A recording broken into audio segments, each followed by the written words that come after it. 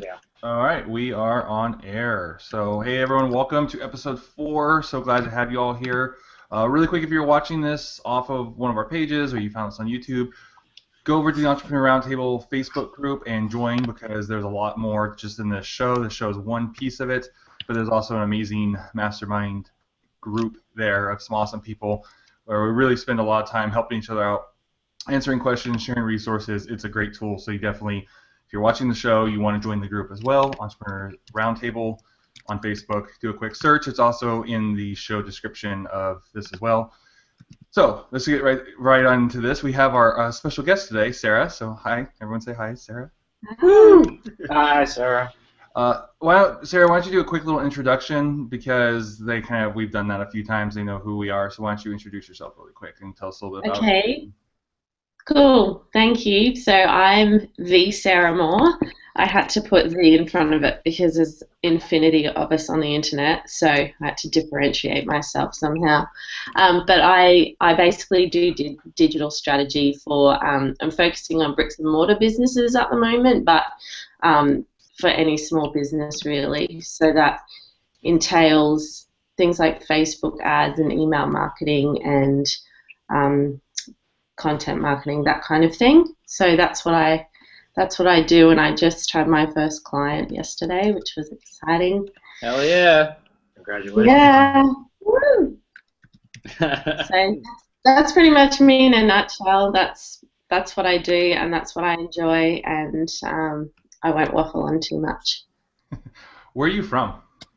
So the Oh, viewers know. I'm from Australia. Can you hear my wonderful accent? You guys sound so lovely when you talk because we're so used to the movies, but I feel like our accent's really jarring.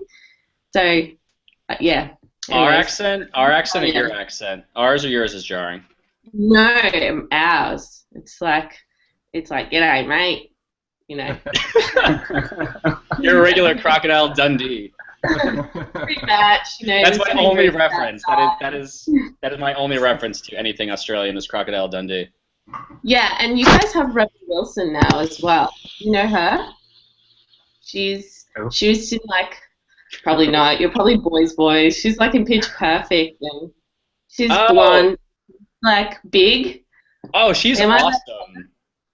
She's Yeah. so funny, right?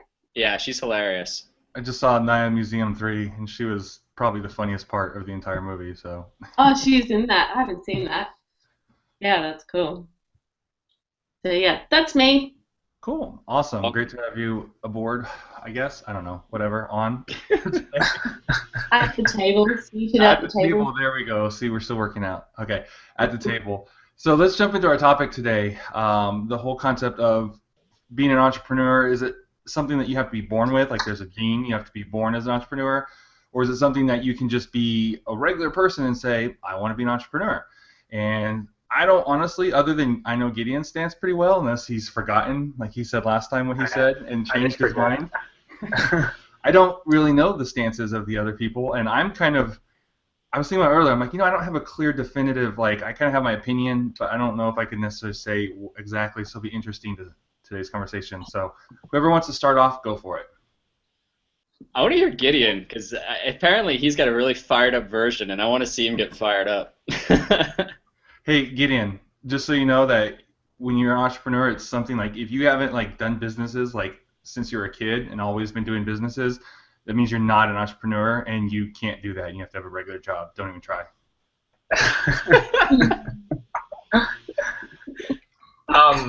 Okay. So yeah, I don't really remember what we talked about in the podcast regarding this. Well, like, all right, so like a lot of entrepreneur stories, if you hear like their success stories, they've like always been doing it as a kid. Like they sold stuff or had like these little business ideas. Like when I was a kid, I like my classmates would sell like lollipops, those Chupa Chups Yep. lollipops. Yeah, so like they would sell those or like whatever like edible stuff. I don't know. I just didn't really care about money back then. It was just kind of like money really did grow from trees, and your parents harvested it. I don't know, dude. um, That's so like dumb. I never sold anything. Just kidding. Shit. Okay. A lot of things are dumb. Like I could draw a stamp on an envelope and I could mail it out that way, right? I think that's Um, smart, but go on. no, well, like I think like the only maybe not even a smart thing, but I guess like a kind of sneaky or shady thing I did was I would be at the park and there's this bowling alley next to the park that had arcade games, and I would run out of quarters, so I would go to the park and find these people just hanging out, and I'd be like, hey, I need to call my mom. Could I have a quarter? And they would give me all their quarters, and I would go back and play more arcade games. Um, but yeah, growing up, I didn't have like the entrepreneurial spirit or anything like that. I kind of followed the same path, like I don't think it's really ethnic specific, but like Asian parents, it's all about the grades.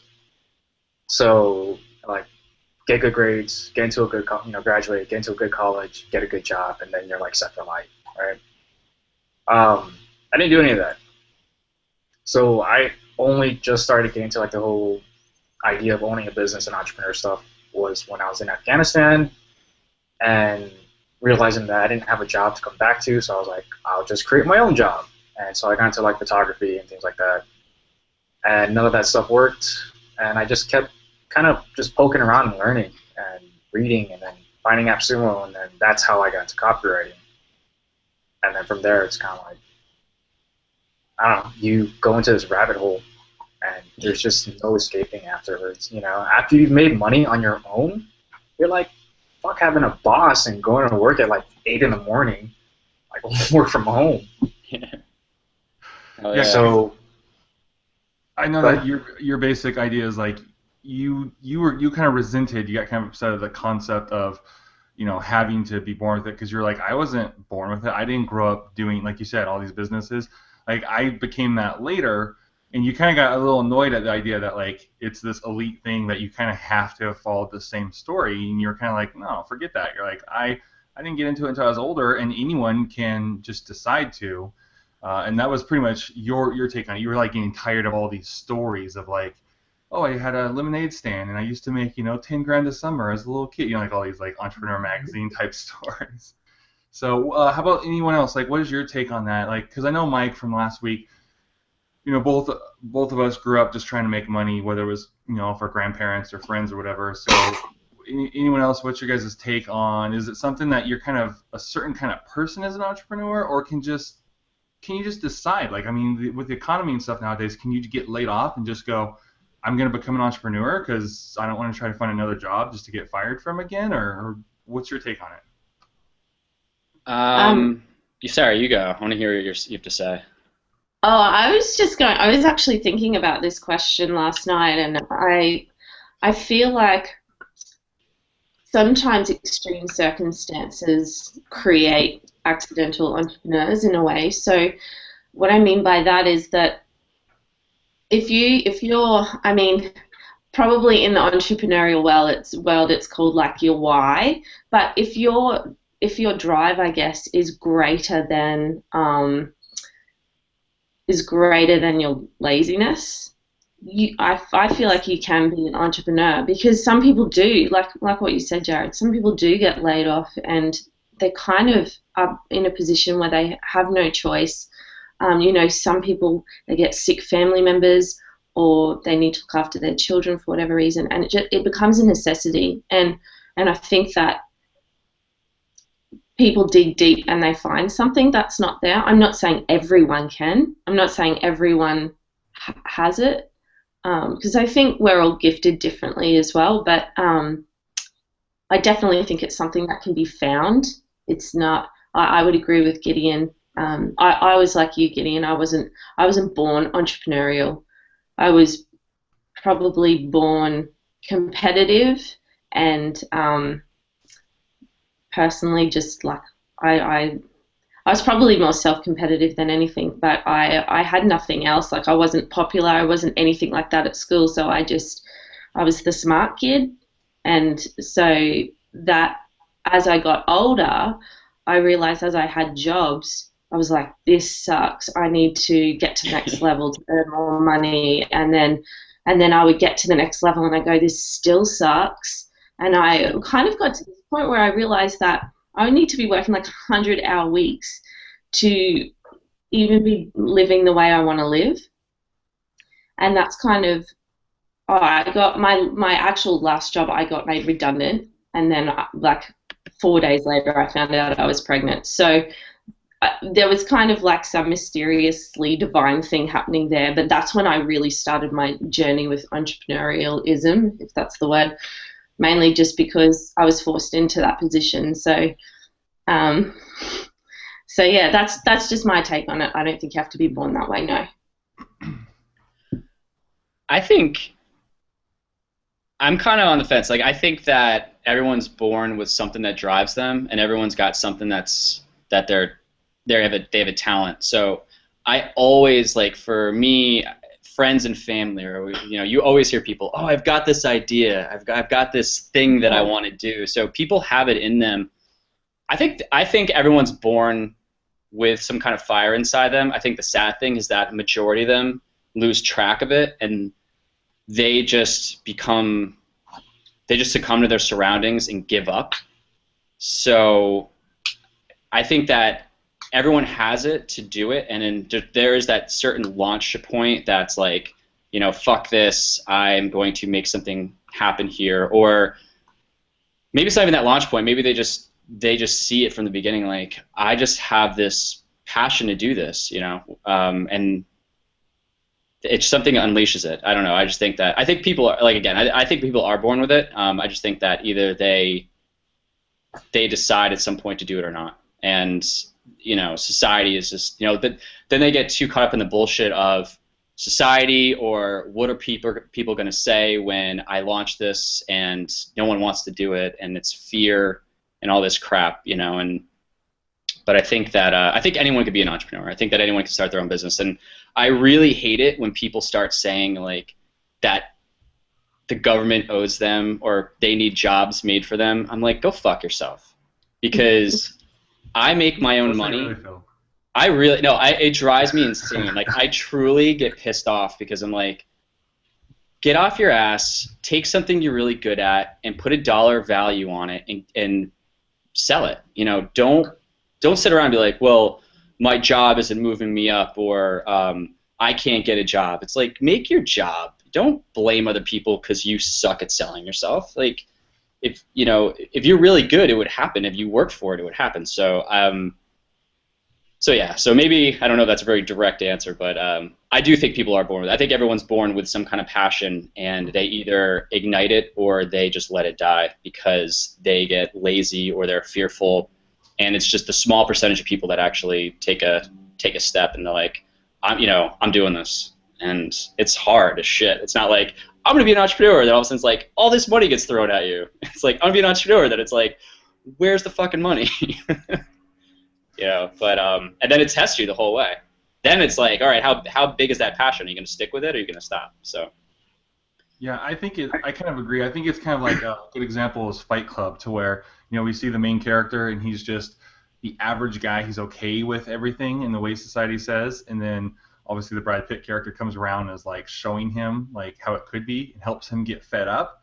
And then of course they have that huge following because there's all these other guys who are like doing the right thing as far as what society is telling them to do, and they're like, but my life sucks, and they get fed up too, so they come and join this Fight Club. I guess it's kind of a cult, I guess, towards the end.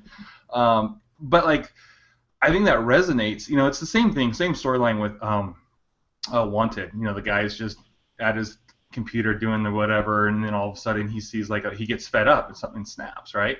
So I think that obviously there are some people who are more inclined to it, whether it be from life experience or whatever, so as kids, like Mike, we, like for us, we were like, oh, I'm frustrated with not having the money to go buy the toy or go do the thing. Like, I know for me that's what it was, is I didn't have a desire at first to do a business. Like, I had a desire to go get like a new Batman toy when I was a little kid. So I was like, how do I overcome the fact that like I don't have any money, my allowance is too slow and not enough, and I want it like literally right now? Well, I can go find out, I can do some work right now, and in 2 hours I can then go to the store and get what I want. So it's kind of like, being able to solution to my problem. And then there's other people, I think, more like Gideon, who come into it another way, where they're like, oh, I'm totally cool just, doing things this way, and then they stop working, and then you're like, well, okay, I need to go out and do something of my own. Like I've got a buddy right now who's worked at a job and he he got let go, but then he got another one picked up, and then it was kind of the same job, And then he's like hearing rumors that they may get let go again, and throughout this job, he's learned web development. Excuse me. Now he's like, you know what? Like, I see a pattern here. Like I'm working 3-4 years at a company, and that company is getting bought by an international company. They're shipping, like they're taking all these jobs and putting them overseas, and just buying the company for the contracts, and we all get let go. How much of a future is there in this? And so he's like, he messaged me. He's like, yeah, I think I'm gonna join you in the entrepreneur thing. I think is how he said it. And he's like, I think I'm gonna start doing freelance web design because they're gonna probably let us all go again. And that's kind of what he's thinking. Is he's just tired of every time that happens, he's got to start over. He's got to pick his family up. He's got to move to where the job is, and then there's that period of uncertainty. And I think at a certain point, people, especially I think really men, if you have people relying on you, but just people in general, men, women, anything, you kind of get fed up at some point. You kind of get fed up of like buying the company line and then getting excited about the promises, and then all of a sudden the rug is yanked out from under you. There's only so many times I think that can happen before you have to make a choice, and you either become like a company man, right? You just go along with it, and that's kind of dying out, or you decide you've got to take things into your own hands. And as far as like the technical stuff, how to start a business, how to become an entrepreneur, all that stuff I think is 100% learnable because I knew none of that. Like I had to learn all that over the last few years. That stuff you can take courses, you can have a mentor, you can join the Entrepreneurs Roundtable group. There's any kind of number of ways to learn the technical stuff. I think it's that inside thing that has to switch and has to change. Just like I said in Fight Club, where he went from like I kind of like my IKEA apartment to where he was like, no, like I want this other. I want to feel alive, and I want to experience something that means more. So I think once that switch happens. Again, I think some kids or some people, it starts as a little kid. They see an opportunity, they want to go for it, and some people, it's maybe the third, fourth time they get laid off, or it's whatever happens, or like you have a kid or something happens when you go, I have to take control of my life, and then you can learn all the technical stuff. Well, here's a question. All three of you guys have kids, right? Yes. Yes. Sarah, you said you have kids, because I know that the other guys do. What are you going to tell your kids, because they are at their beginning, Sarah, how old's your kid? She'll be 4 in August. So I guess my point is you got all your children are at these different stages in life, and this is like the time, not the time. I mean, I think for me, the moment my kid's born, I'm gonna just be whispering there like, you could be everything you want, you could be anything, and just say that all the time, because I just really believe that anyone can be anything. And for you guys, do you say that to your kids, or do they ever say to you like, I want to work for a corporation one day, or do they say, I want to be this big thing? It's like, what do they say, and then how do you feed that to make them say so they know now that they can be whatever they want to be? So my kid, my oldest, he's 5, and every time I ask him the question, what do you want to do when you grow up? He's like, I want to be a rock star. I want to be a policeman. I want to be an astronaut. I'm like, okay, that's cool. I'm like, well, what do you got to do to do that? He's like, go to school. You're like, where's your business plan? I'm like, you got to go to school, man, and you got to learn. You got to get smart, right? Or just for now, so that he's not, I don't know, trying to ditch on school, or oh, I hate school or whatever. I mean, I don't believe in the whole college thing. You have to go to college. I think everything is totally learnable on your own. I mean, by the time my kids, our kids grow. Did we lose you? He was that deep in thought that he broke the internet. Every time he's about to say something, either his mic goes out or the internet goes out. Okay, I'll pick up while we're waiting for him to get back on. So my son is. Wait, here he is. Get in. He's back. Yeah. That was crazy, dude. Everything went white. You were that powerful that you broke it, bro. All right. All right, go back to what you're saying. College. Yeah. So by the time our kids, they grow up, I mean, with things like Coursera and Udemy and all these other things like YouTube, you can learn everything on your own from home. If the willingness is there, right? If you're interested in something.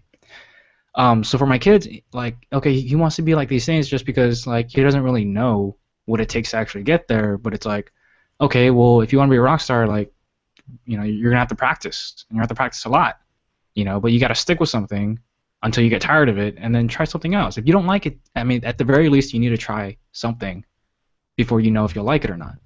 Yeah. As he gets older, I've been trying to teach him about money and things like that, like giving him chores and paying him out, and just little things for now, But as they get older, it's like, if this is what you want to do, okay, let's go do it. Yeah. Not holding them back and telling them like, no, I don't think that's good for you, or like, no, I don't think you're really good at that, at like math or whatever, so maybe you should focus more on writing. It's encouraging them to do what they want to do. Yeah. What do you think, Sarah? I'll be honest, I haven't really had any conversations like that with my daughter. I mean, she's not quite 4 anyway, but I just more encourage her in the things that she loves doing anyway now. So as she gets older, I mean, here's the thing as well.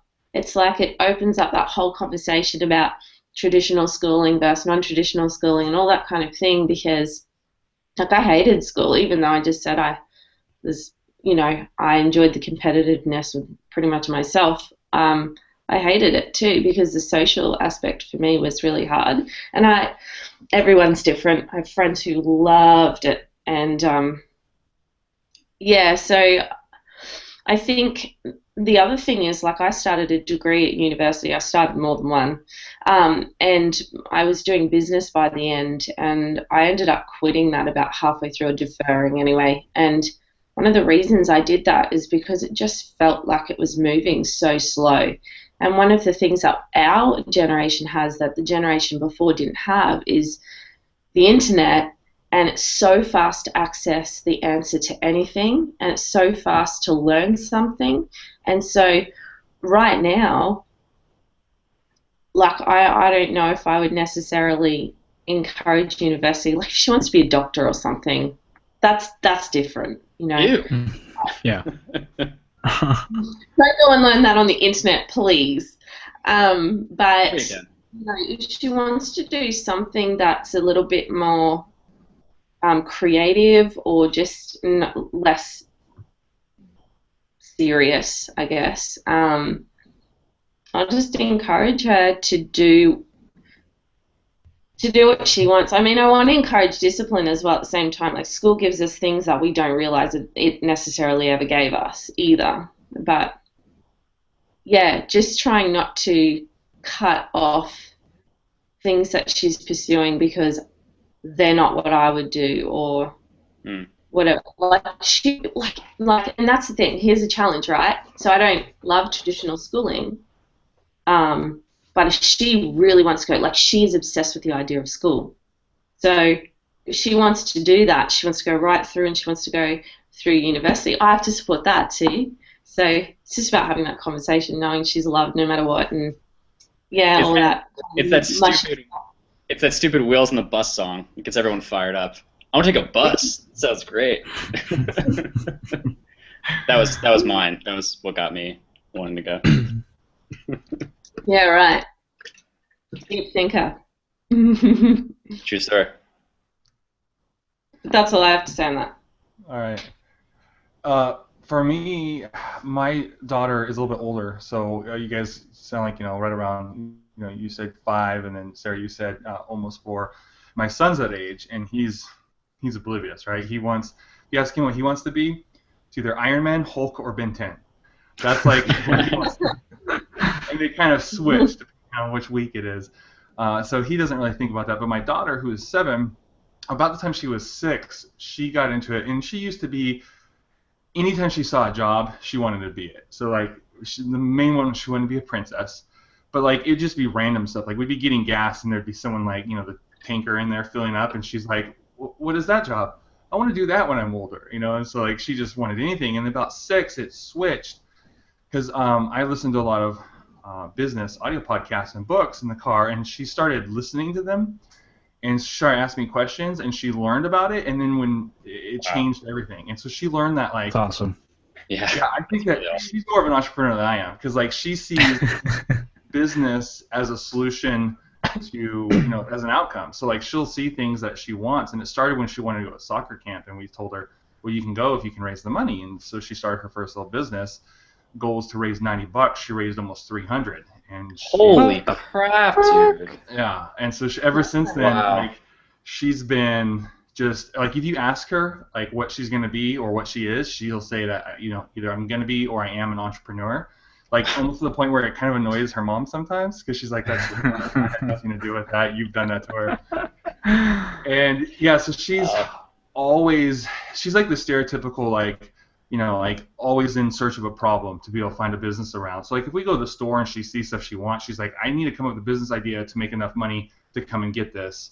Or like we were walking the other day and we saw the canal was all just nasty and like people throw garbage in there, and she's like, I need to come up with a business to make enough money and to raise awareness so people can come and take care of this, excuse me, and take care of the canal because it's gross and the fish have to live in there. That's not good. And so she really sees business ventures as a way to solve problems, which is awesome because that's really what Biz Dev Heroes is all about. How old is she again? How old is she? 7, but this started when she was 6. So at 6 years old, she already sees the true reason why you should start a business. It's to solve a problem. Yeah, and it's funny. What started it is so she used to always ask for money. So she'd be like, Daddy, can I have money for this? Can I have money for a pony? Will you buy me this? Will you buy me that? And then we're driving one day, and I was listening to Rich Dad Poor Dad, and she's like, Daddy, what's assets? And so I explained to her about like, okay, money can buy something, but then money's gone. But an asset, so I explained to her the whole concept, and like she stopped wanting money after that, and she started wanting assets. So she was like, I need to gather assets because assets are renewable and they'll keep generating money versus money is just there and then it's gone. So she totally like that changed in her brain, and then that started it. And then when she raised the money for soccer camp, how'd she raise the money? Yeah, I want to take some advice. Door-to-door sales. So that's the worst. I know, and she did it like no, but learning sales skills, man. It is really good. But yeah, no, it's great she did that. Just door-to-door sucks, dude. And she loved it. Like she completely rocked it. She went door-to-door. She would knock. And she was so good. She got her sales pitch down, and she didn't understand the concept of no. So she literally believed that like these cookies are the best cookies, and there's no reason why anyone would not want to buy them. So she wasn't like, would you like to? She's like, hey, I'm offering you the opportunity to have these, and people would be like, and then people would be like, isn't that a little expensive? Like, especially some of the older people, like, well, I remember back in the day when, and she's just like, oh, okay. So do you want them? And they're like, sure. And it was crazy to just see. And then the thing that really got her is we went to this one house, and she was just doing well. She'd had no no's. Like, there was 1 or 2 people who were like, I don't have any money. I would love to, but I don't have any cash. Or people didn't answer the door. So she was getting pretty much all yeses. Wow. And I'm like, oh, okay, but like we were coming up on this one house, and we live in a neighborhood I grew up in. So I was like, oh, man, like, I've done so many, fundraisers and just door-to-door stuff in this house. They're kind of mean. There's this older couple, and they used to run a car lot in town, or not car lot, a car wash, and they just do not care. And they're like, no. And they've been rude to me about it before. They're like, why in the world would I buy that? And da-da-da-da. And so I've had, all this stuff. So I was like, oh, man, they're the next house. I go, baby, let me just really quick. And I told her, like, all these things. And I was like, so go in there and do your best, but, like, don't feel bad if, like, they're rude to you. Don't let that get you down. She goes in there, and not only did they buy from her, they didn't know what the cookies were. They'd never heard of them. They just bought them because she did so good.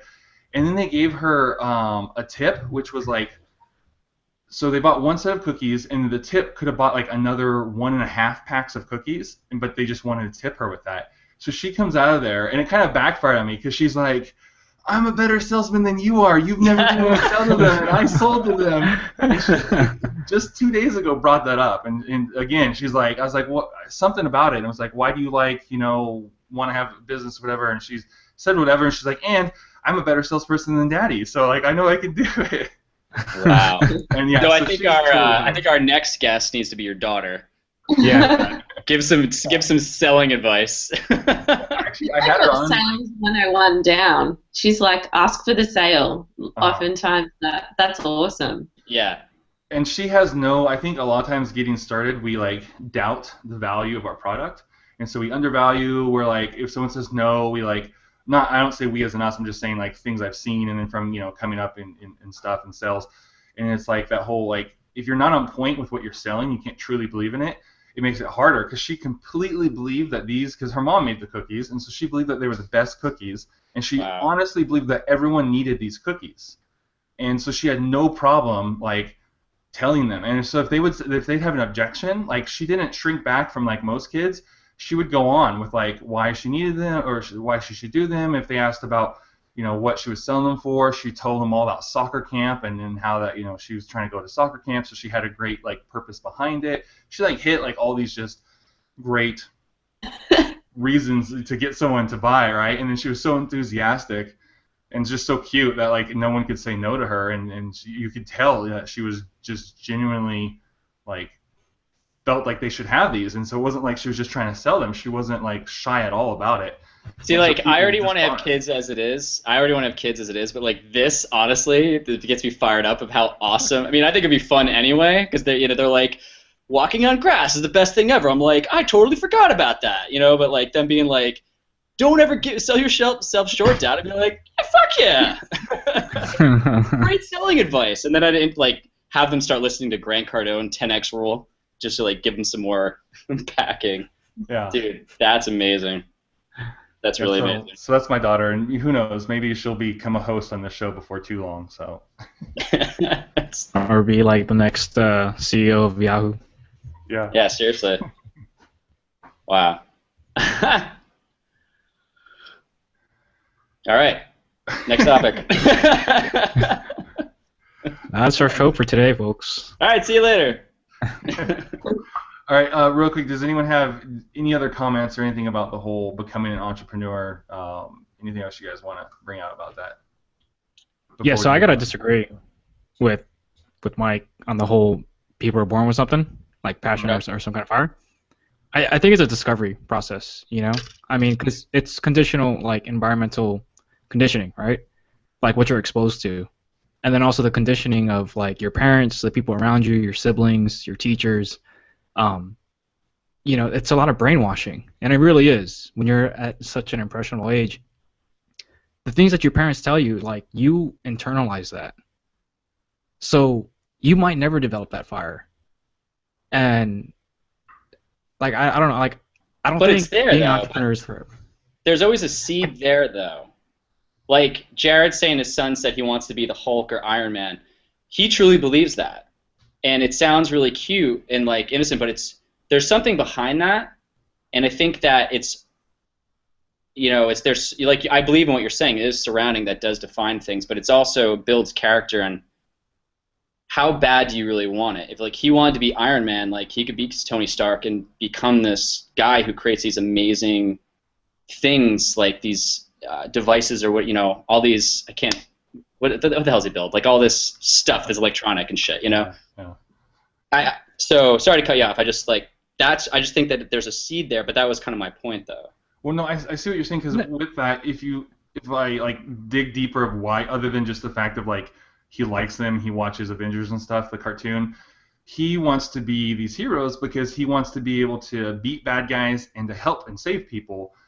And again, that can become his reason if he did get into business, right? He wants to beat bad guys and he wants to help people. Well, obviously, if you're a successful business owner and you are, making millions, and then you can make something that can help. Like maybe he goes in to invent, the new line of pacemakers that can save lives or whatever it is. And then when you have money, I mean, whether you like it or not, I mean, money sometimes does become power. So like if something's going on that you feel like people are being taken advantage of, if you have millions of dollars, you can start to do stuff. You can start to help, right? Like in the latest Avengers movie, I love how Tony Stark, he was able to fight.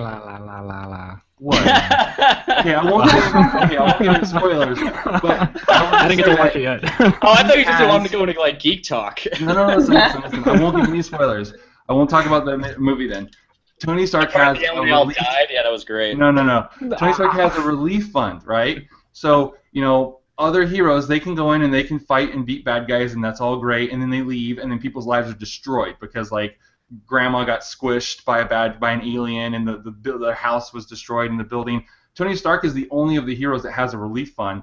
That as soon as the Avengers leave, his relief fund comes in and helps people rebuild their lives, right? So, like, that could be part of a drive. Like, right now he wants to be Iron Man, but maybe one day he becomes, like the next greatest, philanthropist of our time, and he's helping people and he's rebuilding communities. So you never know. Like, so I see what you're saying there. Like, it starts with something, and then it becomes a spark, and then it can grow into something bigger, Mike.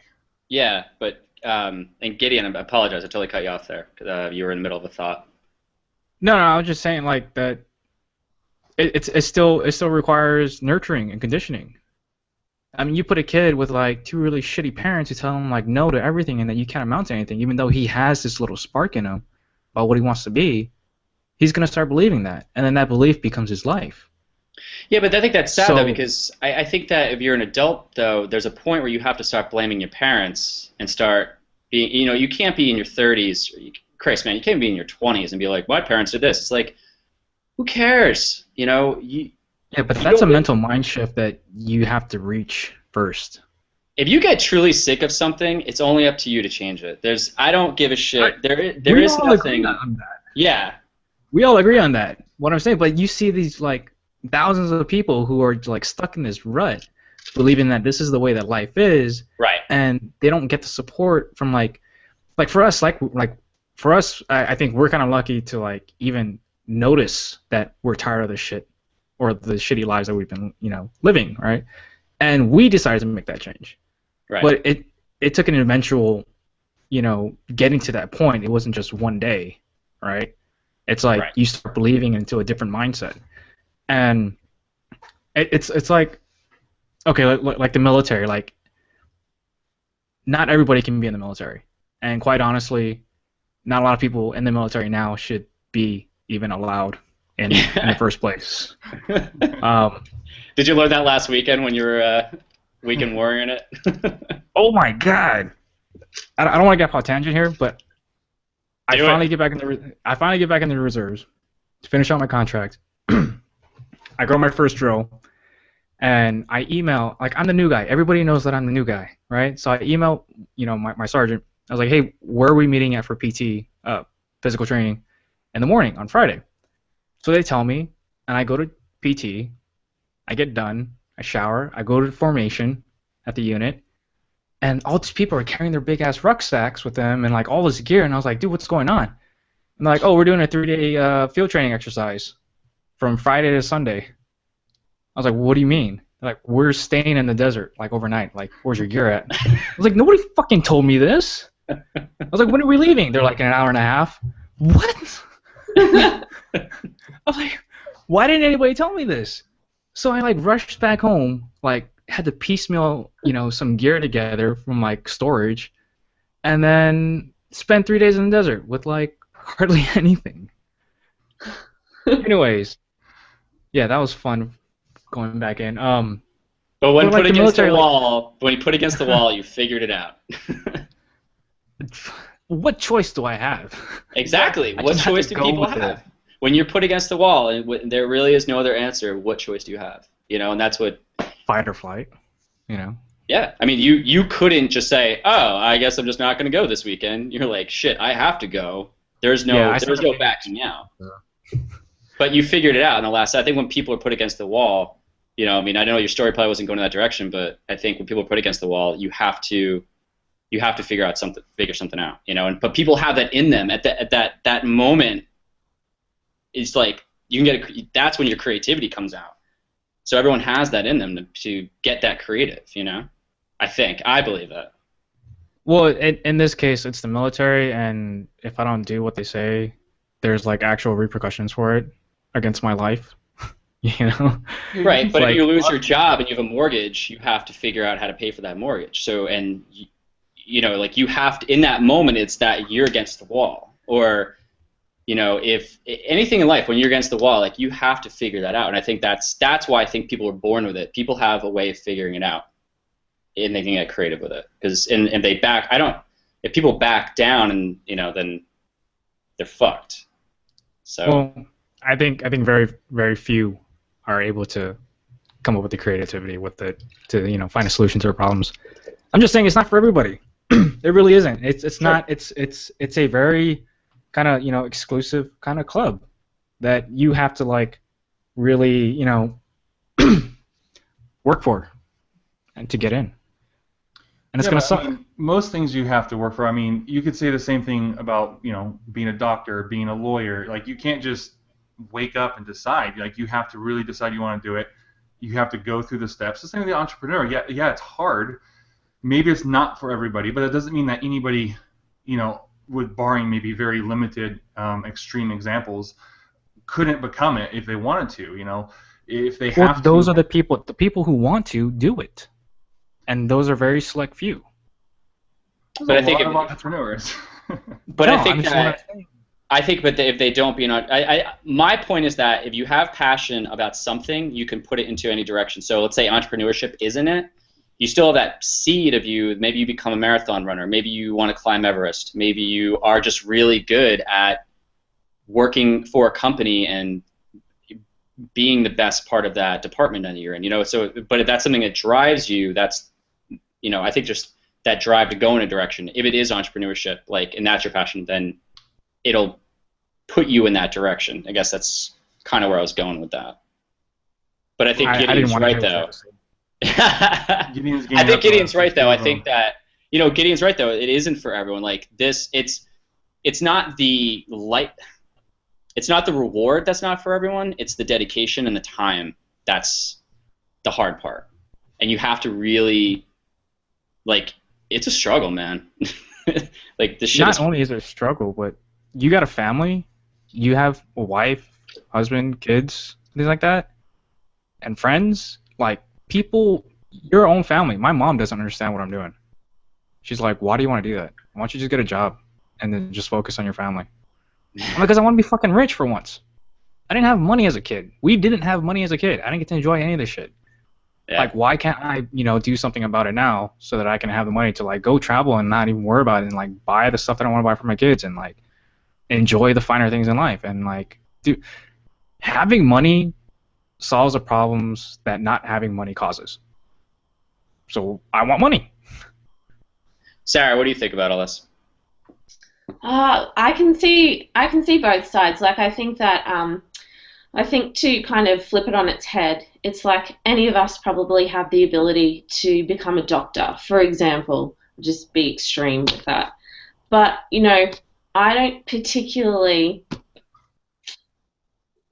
care to do that, and I don't feel like I'm necessarily gifted in what it takes to become a doctor, and so the drive isn't there to push me through to do it. But I mean, if I spent 10 years studying, I could probably do it, and I think it's the same with entrepreneurialism. At the end of the day, as you know, you kind of have to become a bit of a, and I'm not a fan of this term, but a jack of all trades. And at the start of being an entrepreneur, before you can begin to get the money to outsource or, hire people to do this, outsource basically, or get staff or whatever. So there's going to be people out there who are just not that way inclined. Juggling all of the stuff that comes with being an entrepreneur is going to send them into a tailspin, and they might really, really want the money. The idea might be nice, but they just don't have the drive behind it. And so I can see it from both sides. Mike, you're basically saying, yeah, but if they wanted it bad enough, they could do it. Right. And Gideon, you're saying, but it's not for everyone. And I agree. I completely agree with both. I feel like I'm a bit of a slow entrepreneur. I feel like, it has taken failed businesses and, even businesses that have been somewhat, I wouldn't use the word successful, but they haven't been failures, to kind of get me into this place where I'm starting to see how much work is involved. I'm starting to figure out what it is I love. For example, you get asked that question all the time while you're at school, what do you want to be when you grow up? So pretty much for my whole life, I was like, I'm going to be a rock star. And then I kind of got realistic, and then I was like, I have no idea. I have no idea because I don't have expertise in just one area. I've always said I just wish I was born knowing I wanted to be a doctor or something like that, because I think that's really obvious. And I know people who have gone and got their degree and now they work in, say, the medical profession. I'm thinking of someone in particular, and she's totally suited to that and she loves that. And probably the idea for her of becoming an entrepreneur is just, she's like, what? But why? I'm doing what I love. That's what I'm passionate about, and I need someone to employ me to be able to do that. Just because she's got like a weird medical, like she works within the medical system. So I can't remember the point I was making, but yeah, like for me, it's definitely been a progression, and as Gideon was saying, like it's been a bit of nurturing. Like I'm also lucky enough to have a husband who's like, I want you to do what you want, and so therefore he's completely supportive. He's very much like he's an electrical contractor, but he's got other dreams for businesses. I think he's got more entrepreneurial spirit than me, because here's the other thing. Sorry, taking up a lot of time. No, do here's it. the other. It's okay. It's totally fine. So we were talking, my husband and I, Tom. We were talking yesterday about this idea that there are some people who I believe are almost like 100% entrepreneurial, in that they don't care what they do as long as it makes money. So I'm not like that. I'm like, what I do, I have to be passionate about, because I wouldn't believe in it. It would drain my energy. But we do know people who are like, I don't care what I do. I'm fueled by a lifestyle, or obtaining a lifestyle, and I'm fueled by providing that for my family, and I will do what it takes to get to that place. And I used to have a mentor who was like, basically, you're not a true entrepreneur unless you're happy to do anything to make that happen. And I really struggled with that. And he was our mentor for quite a while. I really struggled with that. I didn't agree with that at all. I think there's different types and levels, and takes time for some. Other people are just like, bam, like Jared, Kimra, we did B school together. I'm the same year as her. We did it last year, and look at her now. She's nearly made $1 million in her first year. Yeah. Who is this? Is that the girl? Who is that again? Is Jared? Is it the person you always talk about? Yeah, Kimra Luna. Oh, okay. Yeah, her B. Wait, you guys. Wait, Sarah, you went to school with her? Oh, it's do you know Marie Folio? It's an online entrepreneurship marketing. It's like AppSumo course, but it's Marie Folio's version. It's called B School, and it's just a different take on it. So instead of Noah Kagan's AppSumo version of it, it's Marie's version of it. Okay. It's for like women, right? Marie's one is very much about like validation and being really actionable and stuff like that. Where I found B School a little bit more theory based, and but B School is such a mind shift as well. So that's why I agree with Gideon again. I didn't even consider myself an entrepreneur until then, really. But you had it in you. Yeah. So, yeah, totally. So. Does that prove it or disprove it? I think it proves it. I think you have it. I think everyone. Okay, let's put it this way. Like, let's say that you do work for a company and you're really good at what you do and you've got a passion for it. I believe that you could take that and make that into something. Like a friend of mine, his wife, she does project management, and so right now, if anyone's watching this, like I'm like traveling the country and all this other shit. So I get to stay with people along the way, and then I show up and I'm like, oh, you can be everything you want. And they're like, holy crap, relax. I'm like, sorry. That's like my first thing when I first see people. But I was talking to my buddy and his wife when I was in Raleigh, and she's a project manager, and I was like, my God, you could become a consultant. You can make so much money. You could do this. And then all of a sudden the wheels just kind of start spinning. And she didn't, I don't think she even went into that direction. But for a minute there, she was like, I could do this, that, and the other thing, and I could be my own boss, and I could do all this shit, and so she started to really think of it, and she was passionate, and I think if she was passionate enough about it, she could go off on her own and become a consultant and do that as a career without having someone else be her constant paycheck. But I do think you think yeah. do you think that if you were passionate about doing bone marrow transplants, for example, that it means that you're passionate about turning that into a business in and of itself? Like I think that's my point. Like I don't think passion equals entrepreneurialism. I think that it fuels it, and yes, there's so many people that could turn it into that, but I don't know that spirit for it is necessarily in everyone. I feel like I'm killing a lot of dreams. No, I think if there's a why, I believe if there's a why behind it, this goes to the whole Yeah. Simon Sinek thing. I think it's not that you're good at bone marrow transplants, it's that you want to save lives, and if that's your goal, and the place that you're at doesn't have the same vision as you, then I believe that you can go and open up a new practice where you could do that with a completely different attitude and vision on, our goal is to save people's lives because of this practice that I'm really good at. And that's why I'm doing this, not because they're like, I love cutting people open and taking, bone marrow out of them. It's the reason for that. And I think that, so if your reason for doing it is that strong, then you can make it happen. But, I totally agree with that, and I see what Sarah's saying. There's like some people who, like you said, they're what you think of as like the entrepreneurs, where they're like, I'll do whatever to make money. They're the ones searching for a problem to fix so they can create a business around it.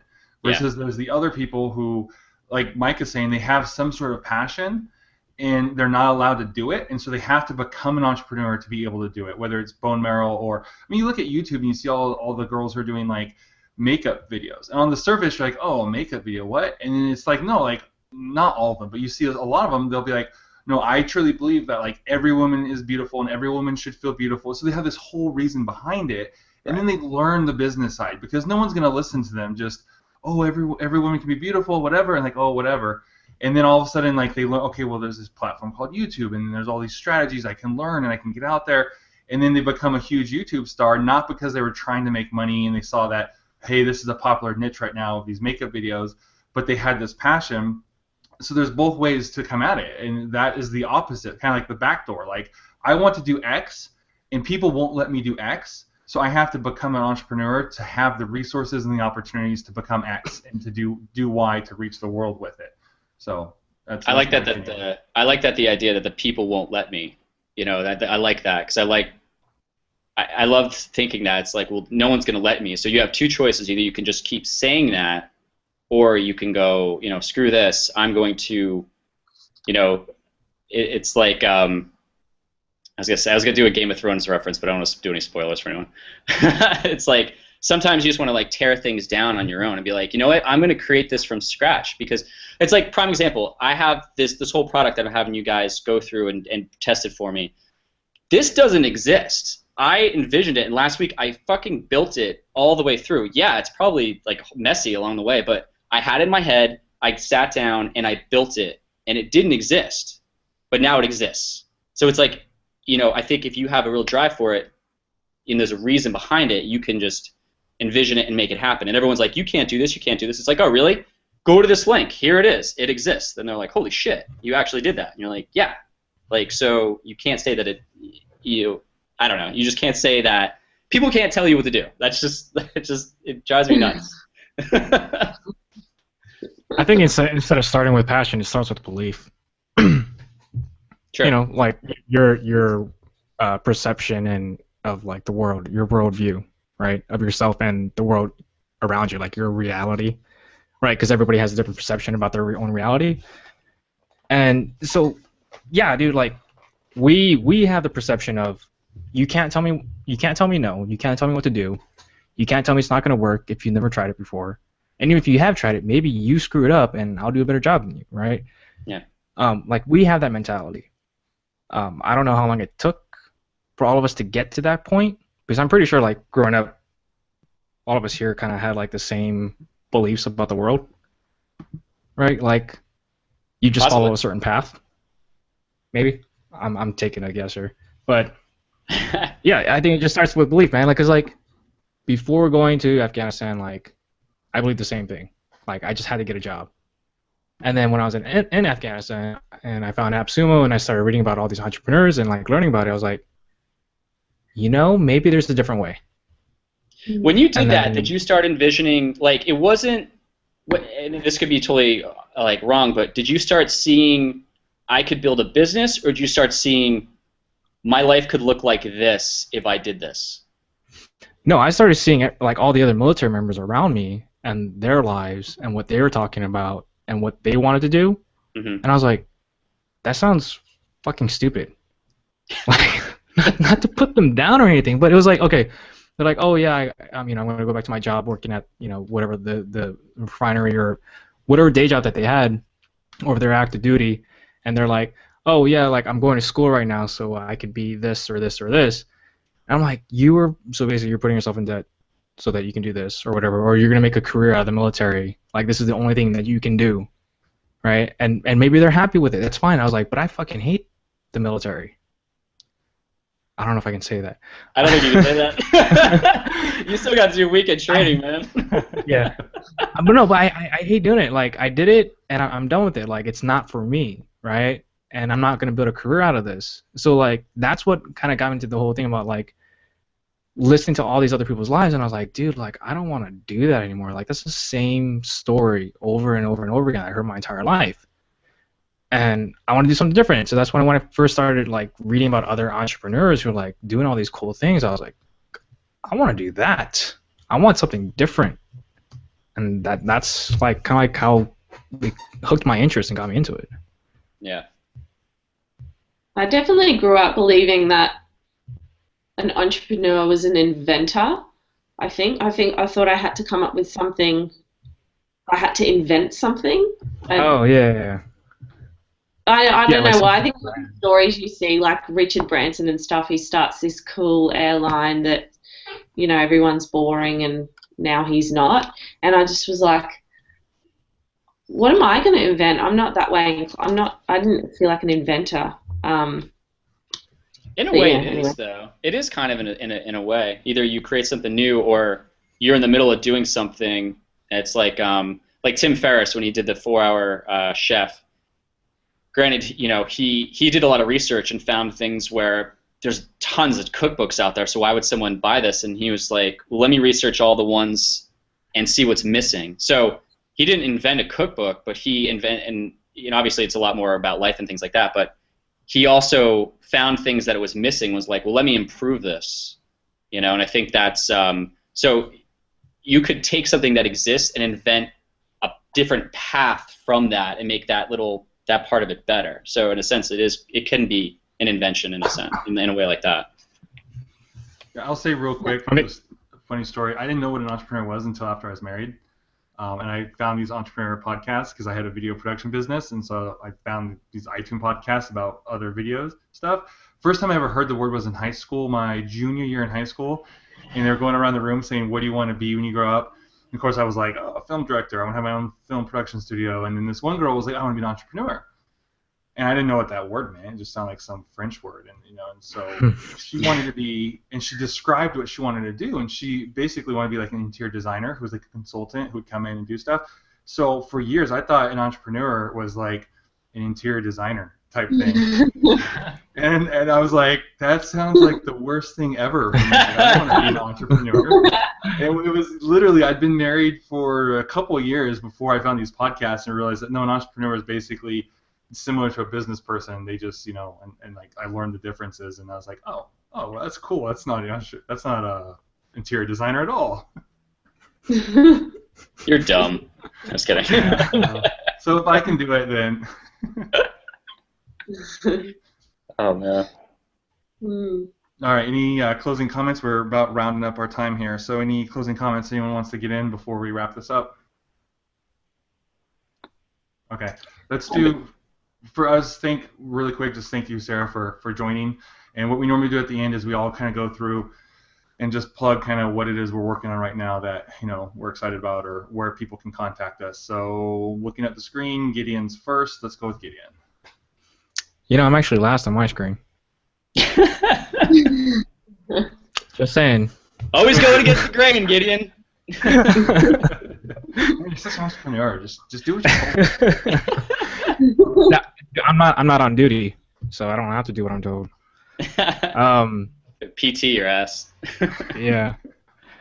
I'm still working on the same thing, the email marketing stuff. Which, Not by the way, really. thank you, Mike, for doing that referral email out to your client base. No problem. Yeah, still doing the email marketing thing, working on it, developing it. Same old, same old. So if someone's interested in it, because I know it's not ready yet, what's the best You way can for watch them to previous contact you can watch previous episodes at the very end, and it'll tell you. No, I mean like I'm not that. I mean, Sell it, baby. I'm Sell gonna it. have my daughter call you and give you some sales training. I meant, what's the best way for them to contact you in case they're interested? Oh, I should probably let you finish your sentences, huh? Yeah, you can just email me at gideonwalker@gmail, which is like my main email that I check out, or gideon@gideonwalker.com. Okay, enough of you, Mike. I like Gideon's approach. I have nothing. Don't buy. Yeah. So my big focus right now is Paleo Riot. I've got a blog that I started as a blog, and now I'm turning it more into coaching.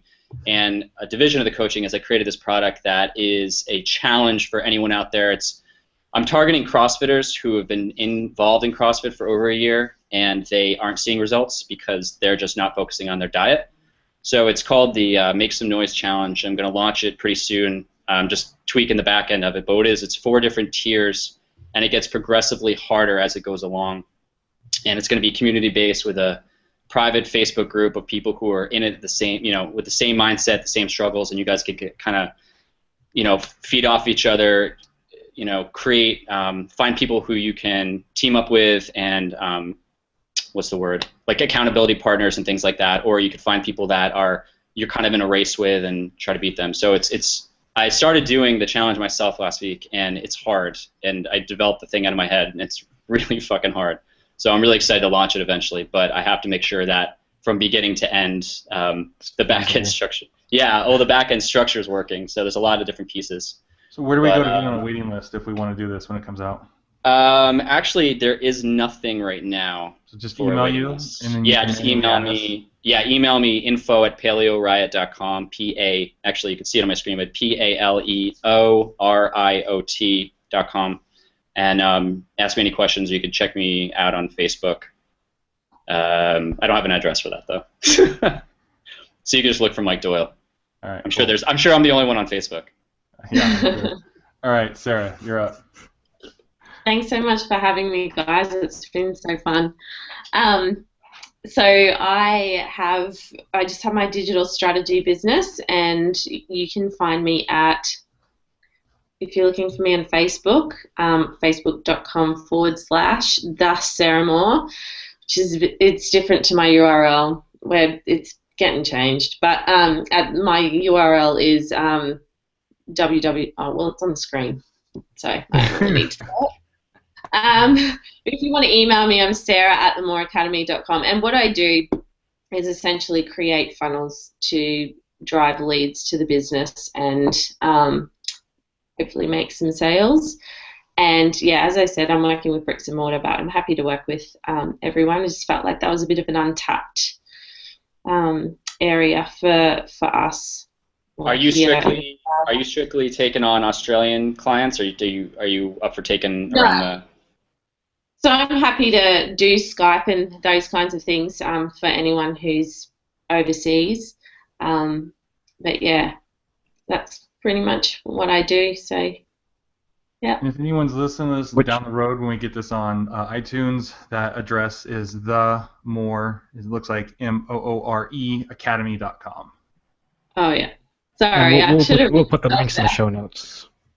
Sorry, guys, which, by the way, Sarah, what time is it there right now? It's now 7 a.m. and I got up at 5 a.m. Ugh. There you go. Entrepreneur. Entrepreneur. Yeah, wait. I've been getting up at like 9 or 10 lately. Yeah, because you don't have kids. Yeah, you say don't have kids. It's true. It's very true. All right. So for me, I finally finished off and have launched my email mastery course. So if you just go to bizdevheroes.com and then there's the little about blog. You click on email mastery, and that'll take you over to the actual course with the sales page and all the information. And even if you're not interested, you should check it out because I got a pretty funny video there towards the bottom. You should check it out because we had a lot of fun making it, and you'll probably enjoy watching it. But yeah, that's it. Is my email mastery course, and you know how to get there. And that's it. Just to wrap up really quick, if you haven't already, go over to Facebook and search for the Entrepreneurs Roundtable, because if you look at this as an entire pie, this hangout is like, I don't know, 30-40% of it, and then the group is the rest of it that you really want to get in on and get the support. And we've got some people who've come in recently who are both creating awesome value and also getting a lot of value, helping helping people, you know, with their ideas and getting stuff up and running and sharing resources. So it's really great. Can I just, I want to just jump in. The cool thing about the group is that even though it might not be a problem that you have, or even though someone might be talking about something that you don't think relates to you, you can always take from the conversation the relatable part, and it can answer a question. So that's like the really beneficial thing about groups like this, is that, you know, hearing other people's challenges, you can find relatable content and you can take from it, and that could turn into tens of thousands of dollars of business or ideas or something that you could be struggling with. So there is a ton of value in being in this group, and we've got a lot of really good people chiming in, and the threads are just getting bulkier and bulkier with people going back and forth, and it's been awesome. They're turning into like little mini resources, those little threads of conversations, and also just the motivation too. So even if you are doing some business that you feel like doesn't relate, just seeing other people hustling and getting things done and solving problems and getting stuff out. You know, I can't tell you how many times I was like having an off day, and then like I see a post from Mike or Gideon about like they're moving on to the next phase. I'm like, well, crap, I can't let them get ahead of me. I got to keep going. I got to get up. And then I get back in there and I have an awesome day and get stuff done. Yeah, Gideon last week. You're the only one who. No, Gideon last week, he posted something. Actually, no, I think this was in a different group we were in. He was like, "This is action week. I'm going action." I was like, "God damn it!" So I literally busted out. Because of that, I literally busted out that template of what I was building, because I was like, "Son of a bitch! Like, that's a great idea." Just because you said that, and I was like, "Fuck, I can't get behind." So that was awesome. Every week is action week for my daughter. Got to sell those cookies, bro. That doesn't sound right, man. I would suggest not saying in that order. You guys and all your ways things. Whoa, you guys! That was Gideon, bro. No, I'm not doing your see you next Tuesday. You can't say that. You can't say we'll see you next Tuesday. You can't. Okay, and with that, we're going to sign off. We'll see you guys in the group. Have a great day.